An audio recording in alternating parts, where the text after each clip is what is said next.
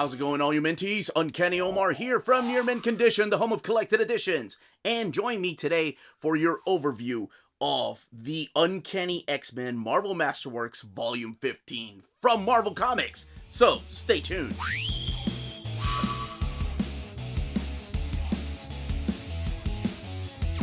And welcome back, everybody. Now, before going any further, I do want to thank David Gabriel and the folks at Marvel for sending us a copy of this book. This book already came out in the direct market and book market on March 14th. But since I did my top 45, or what was it, 45 years, 45 covers, I didn't get a chance to talk about the trades that came out this week. Not that there was a lot.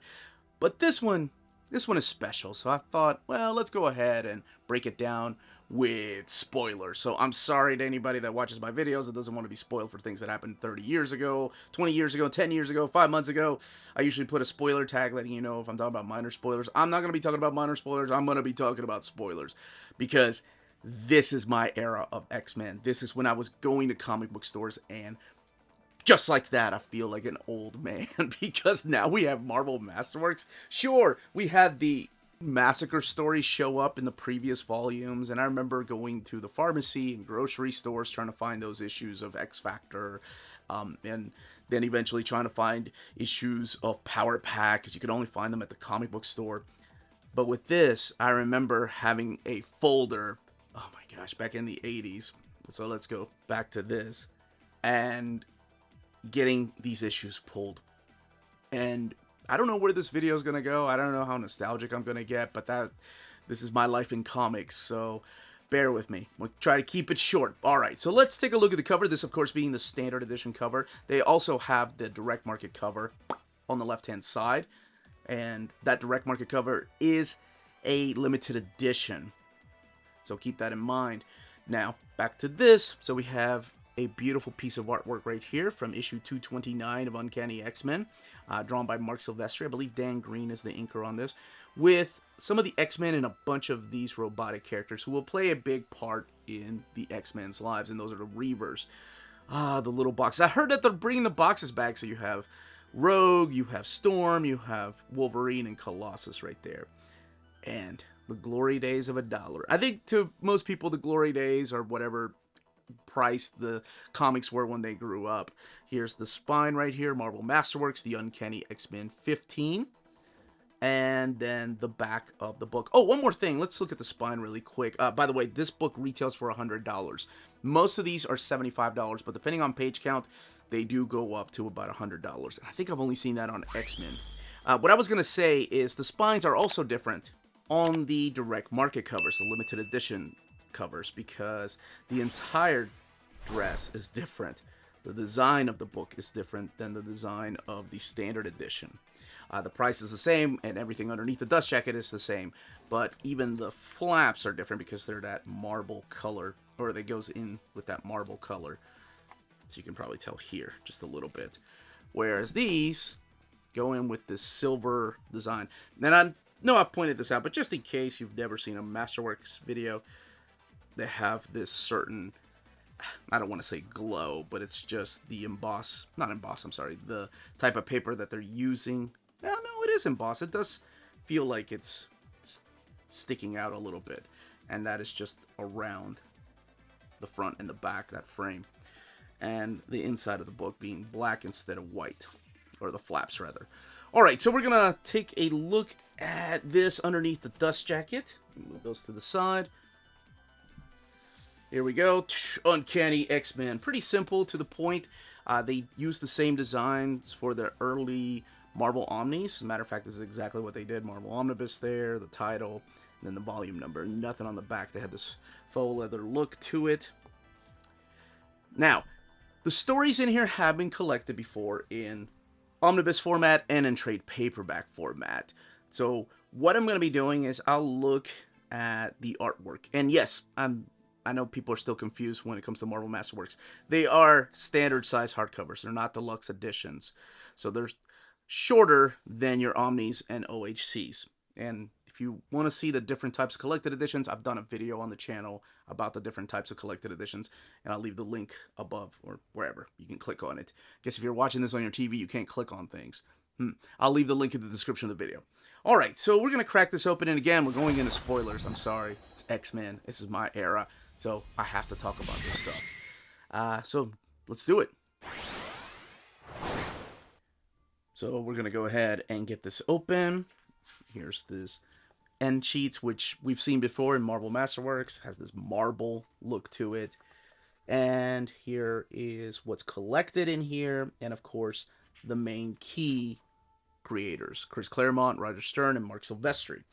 So this does collect Uncanny X-Men 220 to 231, but they kick it off with the X-Men versus Avengers, not Avengers versus X-Men. This is the first time, not the first time they fought, but the first time that there was a mini-series. So it does collect X-Men versus Avengers 1 through 4, X-Men annual number 11, and then material from the best of Marvel Comics. There's a wonderful introduction here from Chris Claremont. If you never get tired of hearing him talk, like me, I never get tired of hearing him talk, but this is just his experiences working with the creators behind the scenes, working with the editors, talking about how Stan Lee was pretty much the formation of everything, and then came Steve Ditko, and then came Jack Kirby, and then came other creators like Roy Thomas. I love that behind the scenes stuff. I definitely recommend reading the introduction after you read the book. So yes, the first 4 issues in here are the X-Men versus Avengers. I almost said Street Fighter because I'm so used to playing that video game. But this is Mark Silvestri drawing these particular issues, and he's about to jump off from here to the ongoing X-Men series. Now again, this is during the run of Roger Stern's Avengers. So the Avengers team up is a little bit different than probably what you're used to. Like you have Captain Marvel, the new Captain Marvel, Monica Rambeau. And it's not just Avengers versus X-Men. There's also the Crimson Guard there. So all of it drawn by Mark Silvestri, all of it written by Roger Stern, with of course the exception of the final issue. Because this is all during the time when Magneto was running around on the side of the Angels, when Magneto was a good guy. As of Uncanny X-Men 200, The Trial of Magneto, when Professor X left to go and be with Lilandra, and he left his students with him. Not just the X-Men, but in charge of the New Mutants. So that was a huge deal. And at first the X-Men are like, I don't know about this guy. And of course the X-Men were doing their own thing, and Magneto was with the New Mutants leading them, and even they were like, I don't know.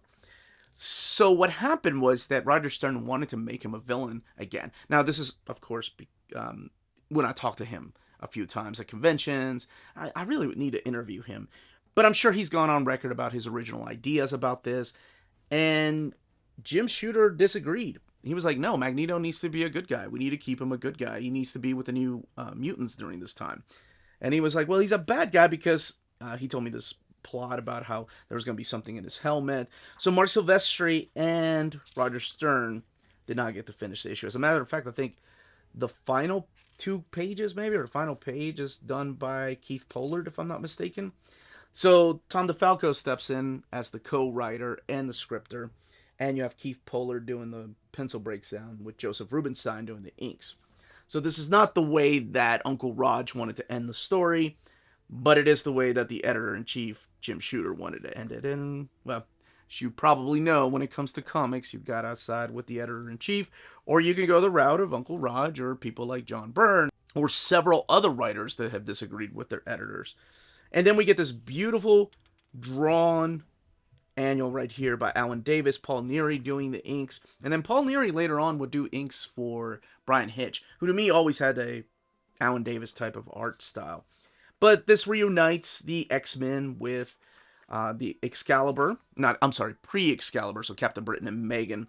And you also have the reunion between Psylocke and Captain Britain, brother and sister. We're introduced to this character named Horde. And I remember this being really special because this is a magical type of issue. Whenever you have Captain Britain and the other world and England, it always becomes a magical story that Chris Claremont wants to tell. But the thing that I got out of this was that Wolverine became a single cell and was able to regenerate from a single cell. And I thought that was so interesting because later on in, Wolverine Civil War, we kind of see that power come to be as part of canon, which is so ridiculous and overpowered because Wolverine needs limitations. He's my favorite character. He's a complete badass. He doesn't need to regenerate from a single cell. That's what Cell from Dragon Ball Z does. We don't need that in X-Men. And then we get the phenomenal issues 220 and 221. Now we have Mark Silvestri, which they credit him with a K right there, as the ongoing penciler, Dan Green doing the inks. And this reunites Storm and Forge. This is after Life Death, after he took her powers away. And of course, it was on accident that he took her powers away. But this is during the time when Storm was still leading the X-Men and she had no powers. How badass was that? Not only that, but she also took on the Morlocks too when she was trying to save people during the Mutant Massacre. But yes, this is all Forge paying for his sins. And we also get the return of Naze here, who's going to play a bigger part in the Fall of the Mutants. Now, after a couple of years of hinting at someone behind the scenes playing this Sinister role, we get to meet Mr. Sinister in issue 221. And I remember how hard it was to find that particular issue when I was a kid. I remember, like, that was one when I was going to the comic book store, and that's when I decided to start getting a folder that they would... It was this crazy idea that they would keep comics back for me, and I would come at the end of the month or every week to pick up my comics. And I was a kid, right? So I only had like 1 or 2 comics, but X-Men 222 was my first one. This one right here, the fight between Sabretooth and Wolverine. Oh gosh, I love that cover. Which is the cover that, or the spine on the Fall of the Mutants. This is what they use. I love that cover. But you have the return of the Marauders now. So they were the characters that, of course, wiped out the Morlocks in the Mutant Massacre. So now the X-Men and Marauders are having a rematch. This time around, it's a different team. We have Nace and Storm getting a little closer and closer. I believe this is a Kerry Gamble, issue right here, inked by Dan Green. And this is the beginning of what will be the Freedom Force. So they've taken a bunch of bad guys like Pyro and the Blob, Mystique, but also added in characters like Crimson Commando and Stonewall and what was his name? Was it Super Saber, I think? And then eventually characters like Spiral would join. Destiny is part of this, Avalanche is part of this, and there's Spiral right there. So it's kind of a government-ran team, kind of like what X-Factor later on during Peter David's run of X-Factor would become. And all of this is starting to lead into the Fall of the Mutants. We have Havoc, Alex, getting a little bit closer to his brother's ex-wife, Madeline Pryor. And of course, that's before the big reveal of Madeline Pryor during the pages of Inferno. We have Longshot playing a bigger part of the team now. And there starts to develop a little bit of a triangle between Longshot and Dazzler and Rogue during this time. And all of this sets up the beginning of one of my favorite, this is my favorite event, Fall of the Mutants, to this day. Now, Fall of the Mutants is not your standard X-Men event. It's not a big, like, alternate history where Apocalypse shows up. If you want the Apocalypse stuff, that's in the pages of X-Factor Fall of the Mutants. Fall of the Mutants X-Men is so strange. It has a lot of Native American stories in here, and a lot of magical aspects that you don't really see in X-Men. Not really until the pages of Excalibur, which comes in the aftermath of this. I always thought this was funny, maybe this is just me, but whenever a new artist would take over X-Men and you had to draw Colossus drawing, I always thought it was interesting that the artists would just draw themselves doing sketches, right? So through time, in my head, Colossus had developed a different art style, no matter who the artist would be, whether it's Jim Lee doing sketches, Mark Silvestri, Rick Leonardi, John Romita Jr. So I think, am I the only one that thought like that? Wow, his style looks a lot like John Romita Jr.'s. I was a kid. Never mind. Maybe I'm just babbling now. All right. So the beginning of Fall of the Mutants that will take the X-Men, the team, to Dallas, Texas, where they will fight for their lives and I love this part right here, and give everything up for the sake of humanity. The people that fear and hate them, they're going to risk everything to save them. This is one of my favorite parts where Blob just lands on Wolverine and Wolverine pops the claw. That's so awesome. But here we are, Fall of the Mutants. This is one of my favorite issues. This is when the X-Men sacrifice their lives to save everybody from the adversary. And of course, Nace has a big part to do with that. He betrays Storm, he betrays Forge. And Forge is to blame for the death of the X-Men. Forge is the one that people look at, especially Magic, because she blames him for killing her brother. He sends them to this other world, if you will. So the world as we know it, after this, will believe the X-Men dead. And man, so many awesome moments. All fighting the adversary was still trying to fight Freedom Force, and then time is just falling apart around them. You have cavemen fighting them, barbarians, dinosaurs. Some knights are coming through time. Destiny sees everything going on. And then my favorite moment, of course. Sir, I'd like to shake your hand. Where Wolverine gives a speech about the credibility of mutants. And, oh my gosh. This is when they decided to sacrifice their lives. And I didn't know this at the time, but the cameraman and the reporter were based on real people. And when I was a kid, I had no idea. There's Dazzler wearing the Destiny mask. And it all comes down to the next issue right here. So in this issue, yes, to defeat the adversary, the X-Men have to give their souls, including Madeline Pryor. And of course, people see this later on. And here are the X-Men. Now, what happens, though, and this is where it gets a little bit confusing, and this is what I was talking about. Murder. People are blaming Forge for killing the X-Men. Here's Kitty Pryde going to night. Oh, this is so heartbreaking. Going to Nightcrawler and hugging him because he had been in a coma after the Mutant Massacre, and she tells him that the X-Men died, and that's not fair. It sucks, man. Like being, so close to the X-Men, being a huge part of it, and then you get hurt during the Mutant Massacre. Now you have to tell your best friend that's waking up from a coma that all his friends are also dead. Lockheed's still hanging out with her. So this is where people get confused, because during the fall of the mutants, in the aftermath, so in the final pages, Roma, the goddess, gives the X-Men a gift. So she actually gives them 2 gifts. 3, I guess. 3.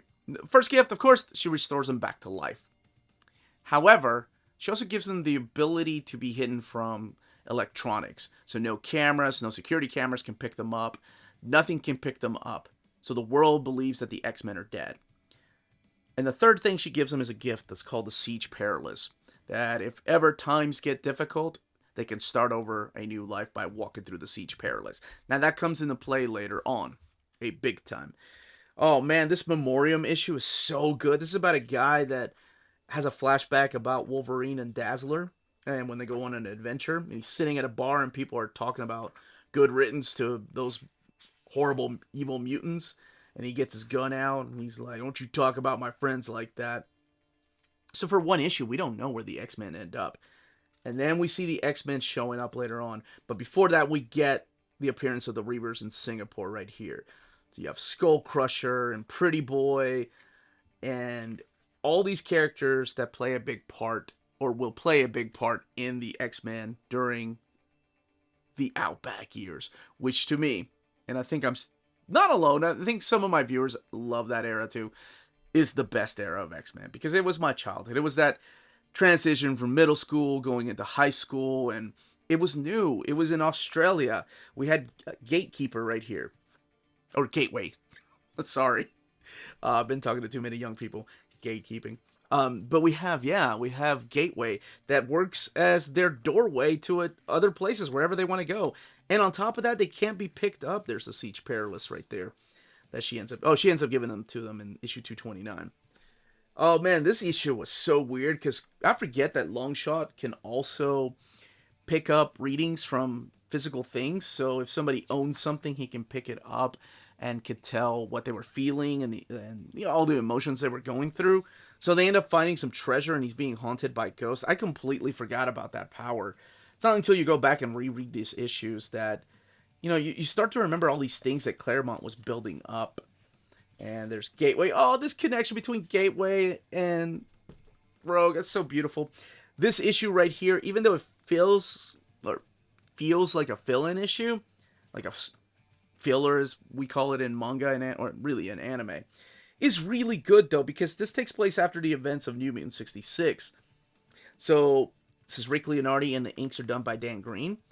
But this is a meetup between Colossus and Magic, his sister. His sister believes he is dead, and still is dead. So she believes that she has summoned him from the afterlife to help her defeat these demons in Limbo. And I thought that was so sweet, because he can't tell her the truth, that he's still alive out there. Otherwise, he could jeopardize his friends' lives. So he says goodbye to her like he's going back to the afterlife. And these are stories right here from the Best of Marvel, like the Hunter right there. And some Uncanny X-Men and New Mutants by Chris Claremont highlights. Oh, I forgot about this. Yeah, the highlight. And this is pretty much what the New Mutants are going through when they find out the X-Men are dead, what Nightcrawler and Kitty Pryde are dealing with. The thing about this is that this is inked by Terry Austin. I love Terry Austin's inks. And you hardly got to see that, or his inks, on Marc Silvestri's pencils. Some pinups. Colleen Doran. I thought that was a Colleen Doran picture. Things to Come. From the Marvel Age book. The unused cover by Marc Silvestri. See, this is what would have been the first draft of X-Men versus the Avengers miniseries. So you have the script right there. I've always thought that ad was so creepy.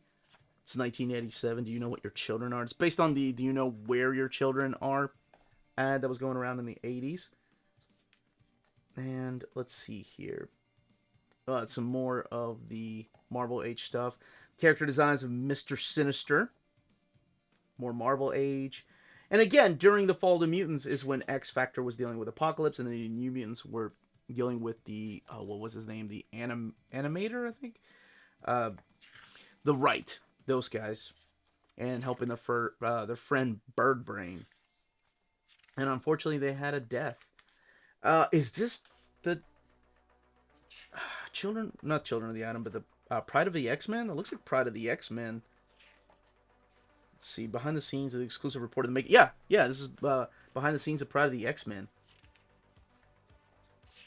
That is freaking cool. And then, of course, some trade paperback covers.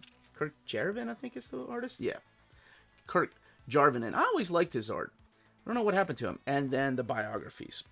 Well, I have no idea how long this video went, but I promised a comparison. But before I do a comparison, the book has 520 pages, and it has sewn binding like the Marvel Masterworks all do.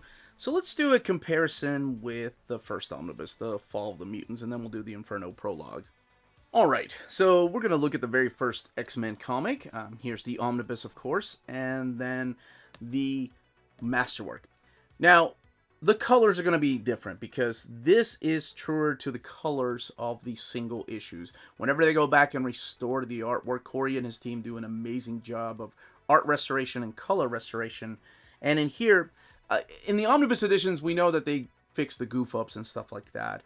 But the colors sometimes can get a little muddled. Not that they're bad, they're wonderful. And really, most people won't notice the difference. But they do clean up the artwork and the colors when it comes to the Marvel Masterworks. As a matter of fact, that's when some of us get excited. Well, a lot of us now get excited whenever they announce a new Masterwork, because we know we're going to have the better representation of the stories that will later be collected into an omnibus, like they've done with the Silver Age omnis. But here we go. Here's another example of the colors, again, being truer to that of the comics, and these looking a little more brighter. And nothing wrong with it. It's beautiful. So let me look at a couple more pages. Here, for example, I remember when I had the omnibus and I did a comparison, because I still had my single issue. I remember the blues looking like that. Because, like I said, this is the issue that I had to go back and get because I couldn't find it. So this, again, being truer to that of the single issue.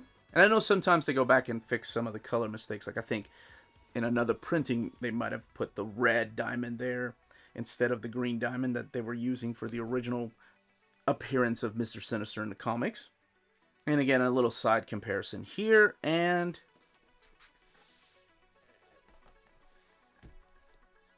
here, with Polaris' hair looking more like her comic single-issue counterpart, instead of this yellowish hair that we see in the omnibus. So even the line work is cleaned up. You have Psylocke's hair looking more purplish instead of pink, right here. And then minor little things like this, like Storm's lips right there being painted red instead of being just this tone that they're using for her skin. Even though she's obviously red right there. Now we're going to compare it to the Inferno prologue here. Now one thing you're going to notice, or may not notice, is when they're using grays here for the scans. You can see a little, maybe what pixelation, but it's just the color palette that they were using. Sometimes when you scan those particular color palettes, especially from the 90s, you'll see things like this that make it look a little rough. Whereas this is a clean scan right here. It's just a gray tone that they're using. And that's what I love about the Masterworks. And I think probably the one that I remember the most right now, current day, is the Generation X, that being guilty of that gray tone. So who knows, maybe when they go back and do a Marvel Masterworks of Generation X, or maybe when the Omnibus comes out, they'll give us the better scans? I don't know. So I just wanted to do a little bit of a comparison. I love this story, and I wanted a reason to talk about it. So that, as they say, is that. If you're interested in purchasing this book, don't forget to check out our sponsors. If you're in Europe and you're interested in buying these books, definitely check out Walt's Comic Shop in Berlin, Germany. They have the cheapest pre-order prices, flat shipping rate of €12 for all EU countries, emails answered within 24 hours, waltscomicshop.com, and you can use the code nearmintcondition at checkout and get free shipping for all EU countries with your first order over €40. That's Walt's Comic Shop, your reliable source for omnis and premium collected editions in Europe. Ding! cheapgraphicnovels.com, your online home for graphic novels and collected editions up to 50% off cover price. They have excellent shipping and prompt and helpful service. Check out their bargain deals for up to 90% off cover price. And don't forget, the CGN also takes pre-orders. That way you don't miss out on the hottest releases. And they are currently running a special promotion for you Minties. If you're a first-time customer, after receiving your order confirmation email, reply back to that email and let them know Near Mint Condition sent you their way. They will then apply a free shipping promotional credit to your next order in the US. Cheap Graphic Novels, your source for the hottest books with the kind of deep discount, quality shipping, and customer service that will keep you coming back for more. And that was the content, page count, and build of this Marvel Masterwork. Let me know in the comments down below if you pick these up, if you go the Omnibus route, the Epic route, or the single issue route, and more power to you, or the digital route. However you read these stories, let me know in the comments down below what your favorite era of X-Men is. I always like to know those answers. And if you have any more questions, leave them down below. Don't forget to smash that like button, subscribe, and ring that bell for notifications. That's it, everyone. Stay healthy and safe out there. Much love.